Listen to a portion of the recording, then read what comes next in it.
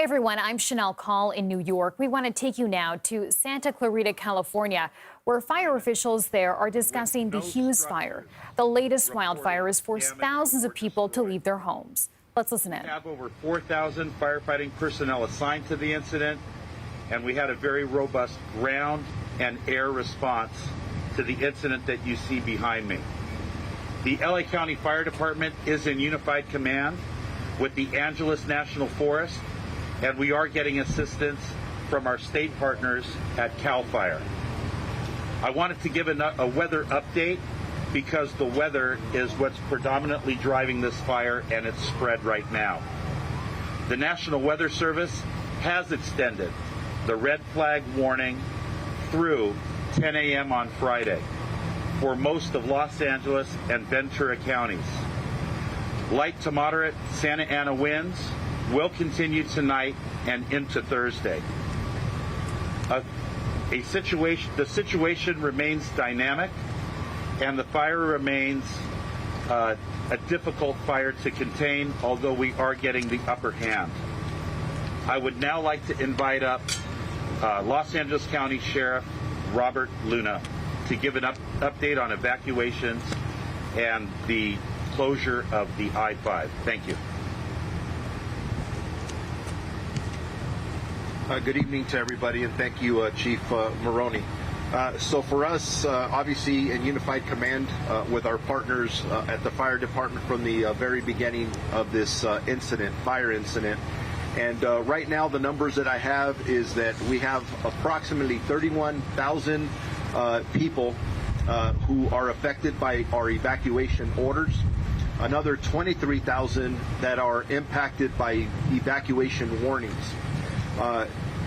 Along with the work that our deputies have been doing, and you've seen them going from neighborhood to neighborhood, making sure that we are protecting the neighborhoods to make sure nobody gets hurt, traffic ingress and egress, and also, unfortunately, when we talk about fires, our staff knows that immediately they start what we call looter suppression, just to make sure that no one's coming into the area to take advantage when people are evacuating their homes. So I want to make sure people know that if you leave your homes, there will be additional deputies working out there in the neighborhoods to make sure your homes are safe.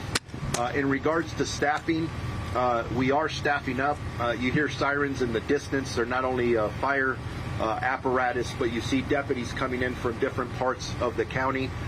You see our incident management team over my left shoulder setting up with the big trailers that will assume responsibility for this incident from the Sheriff's Department perspective, and again in unified command with all of our partners. We have what I estimate well over 400 personnel total regarding this incident and managing other incidences around the county of Los Angeles. I do want to bring your attention to the fact that during this incident, one of the areas that initially was an evacuation warning that did turn into an evacuation order was our Pitches Detention Center, which is not too far from here. The Pitches Detention Center has actually 3 different facilities. One of the facilities was evacuated. In discussing this with our partners from the fire department who are experts in this area, they recommended and we agreed that the one facility, PD South, would be evacuated. That had approximately 476 inmates. We moved those inmates to another facility on the campus. The other 2 campuses are structured much better than the one that we evacuated from. But total on the entire campus, we have approximately 4,500 inmates, a little over that. We do have a plan in place in case the fire conditions, our fire partners would advise if it gets worse, whether it's wind, whatever that may be, a plan in place to evacuate the rest of the inmates on the entire facility if we absolutely had to. Other than that, it's a newer incident and it's evolving. It's going to change. We're ready for just about anything, which, by the way, includes being prepared for any other incident that would break, God forbid, anywhere in the county of Los Angeles. I do want to report that the 5 freeway has been closed, but I'm told that after this press conference, for a variety of reasons, we will reopen the freeway so that people can go back and forth. Again, I do want to reiterate that if you do not live in this area and you're following the smoke, you want to go see what the firefighters are doing, turn on the television set. Do not drive into these areas. You are impacting the ingress and egress of emergency vehicles. We don't need more traffic. We want less traffic. We don't want you walking around in the impacted areas to impact the community members who live here. And with that, I'm going to introduce Chief Robert Garcia from the U.S. Forest Service. Good evening. Just want to first say thank you to Sheriff Luna and Fire Chief Maroney and Director Joe Tyler for the partnership. This incident started out in the early part of the day, as Chief Maroney indicated, and this is in a mutual threat zone, so Los Angeles County Fire Department and the Angeles National Forest entered into unified command right away.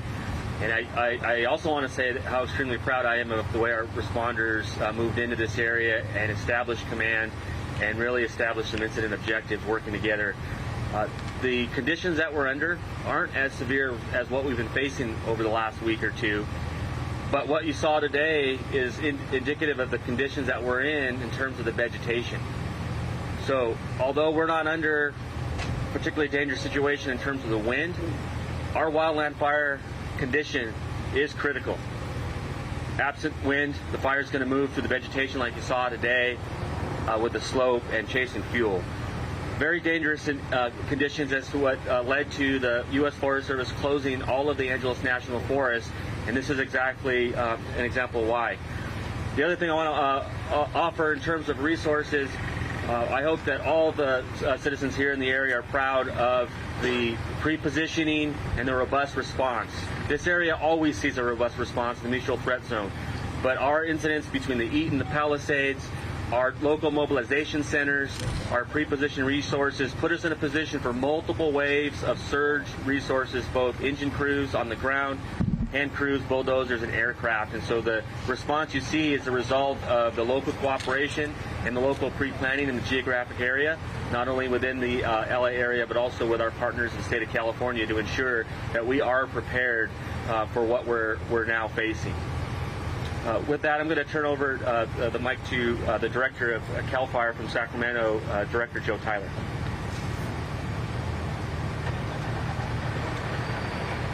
Good evening, everyone. My name is Joe Tyler. I'm the Director and Fire Chief of CalFire. Normally, my office is located in Sacramento, but I have found the need over the last 2 weeks to spend my time here in the greater Los Angeles area. We have been impacted significantly over the last 2 weeks, as we all know, related to the Palisades fire, the Eaton fire, the Hearst fire, the Lydia fire. And as we continue through these weather conditions, we recognize that it's not over yet. We recognize that we still have a couple of days to go. So the state of California brings its full force of the women and men of CalFire, supporting the Los Angeles County Fire Department, our local fire agencies, the Angeles National Forest and the Forest Service abroad, as well as our law enforcement partners who are doing so much to respond to all of these emergencies together. Cal OES has utilized funds to bring together pre-positioned resources across Southern California, and the California National Guard has located aircraft, both rotor wing helicopters and fixed wings, mobile or modular MAFS units to be able to supplement the air tankers that we have here available locally. This fire had a robust response today, and as you can see behind us, the responders are doing great work to try to contain this fire. Certainly, we are not out of the woods yet. It is important to take heed and caution and follow the directions of local law enforcement and your first responders as they are asking you to evacuate the area. Doing that will allow our fire resources to be able to conduct perimeter control, and extinguish the flaming front of this fire. Many times, we find ourselves trying to rescue evacuees. But today, the community heeded that lesson and many evacuated the area, allowing them to fight the fire. We will continue to be here to support, not only now, but as we move into the next phase with the potential of rains coming forward and trying to mitigate the landscape to avoid debris flows and flooding. We will be here for you. I want to take the opportunity now to invite the Mayor of Santa Clarita, Bill Miranda, to the podium.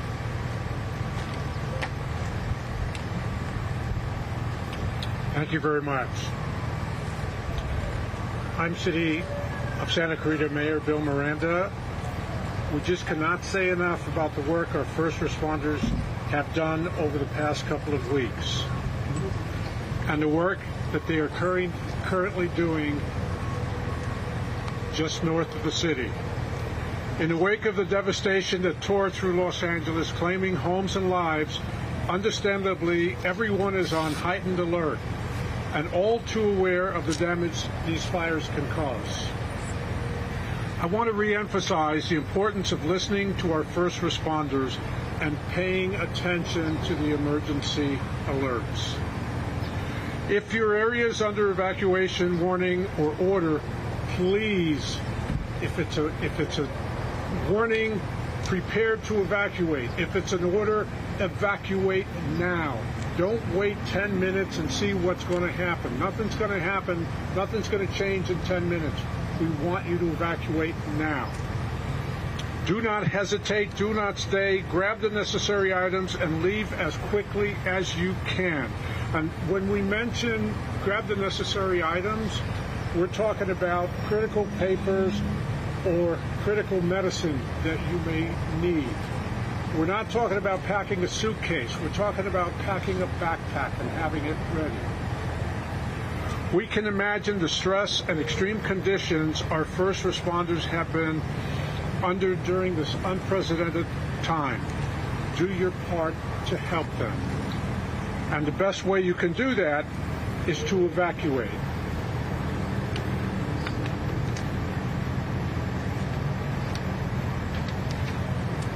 Our city is unified. Our city is in unified command with the Los Angeles County Fire Department and the Sheriff's Department. We're working together to ensure that our residents are safe and minimize potential damage to homes and businesses. All city recreation and community services have been canceled for the rest of the day. Our Santa Clarita transit buses are running behind schedule because of the traffic due to the evacuations. I encourage all of you, if you are safe, not in an evacuation zone, please stay home and off our city streets. We need our streets open for evacuees to safely leave and for first responders to get in. Please do your part to help these fighting the Hughes Fire. I want to end with our heartfelt thanks to the firefighters, the Sheriff's Department, deputies, and other first responders. Your efforts have been nothing but heroic. From the city of Santa Clarita, we say thank you.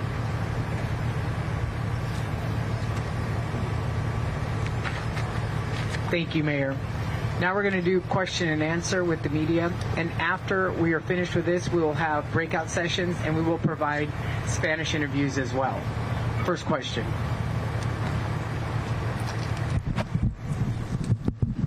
What's the plan for the night and into the morning? So we've already developed the day and the night plan with our unified partners. We are going to be on scene all night long, getting more perimeter control, making sure that we can put out the hot spots, and then have enough resources and staging that if we do have a flare-up, we can. Are you going to ask a question? I was going to tell you. So we already have a plan for tonight, and we're making orders for tomorrow. Okay. Talk more about those plans for the night, the specifics. Regarding number of resources or job assignments, we're going to keep the 4,000 firefighters assigned to the incident. We're going to increase our perimeter control, and we're going to extinguish those hotspots. Those would be the tasks. Sheriff Luna, if you can describe the decision-making to first close the I-5 and now reopen, what changed that allowed you to reopen that particular highway? So, working with our partners at the California Highway Patrol, we needed to have better ingress and egress for emergency vehicles coming through the 5 freeway corridor. I believe that we've gotten a lot of the equipment that we need here for the rest of the evening. Obviously, that could change, that could be modified. So we want to give the 5 back to our community so they can get through here as safely and as efficiently as they possibly can. And is there anything on the way of Interstate 5 that puts those drivers at risk at all, or are you concerned at all about what the traffic will look like? Always concerned about hazards coming in and out, north and south. As far as I know now, we don't see any hazards, but the winds are... All right, we've been listening to fire officials in Santa Clarita, California, updating us here on the Hughes Fire. So authorities now say the red flag warning has been extended to Friday at 10 a.m. That is for LA and Ventura County. They also describe this as a dynamic and difficult situation. So far, officials say 31,000 people were told to evacuate the area, and another 23,000 were issued evacuation warnings. This, of course, is a very fluid situation. Stay with us here on CBS News 24/7 for the latest on this.